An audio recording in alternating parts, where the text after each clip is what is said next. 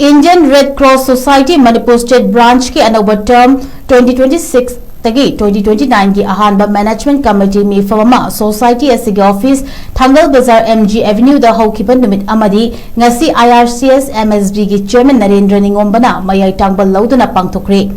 थौरम अदुदा सोसाइटी असिगे तोंगान तोंगानबा डिस्ट्रिक्ट सिंगदगी लाकपा मैनेजमेंट कमिटी के मेंबर्स सिंगना सरुक याखिबगा लोइनना लाकदरिबा अनौबा term 2026 तगिना 2029 फावगी नौना थौपुनबगिदमक्ता मखागी मियोइसिंग असि खनखी चेयरमैन ओइना नरेंद्र निंगोंबा वाइस चेयरमैन ओइना डॉक्टर लाइश्रम मंगलेम सिंह अमदी ट्रेजरर ओइना पी तोरेमजित नावरिबंबु अमुक हन्ना Indian red cross society Manipur state branch असिगे अनौबा term 2026 की 2029 फावगी येनबा लैतना थौपुननबा खनखी लोइना मखा तारपदा सोसाइटी असिगी चना कांगरंगी मतुंग इना term असिगी ऑनररी सेक्रेटरी ओइना थौपुननबा मैनेजमेंट कमिटी की मिफमना हानगी सेक्रेटरी अथोपम नवचंद्रबु अमुक हन्ना थौपुननबा खनखी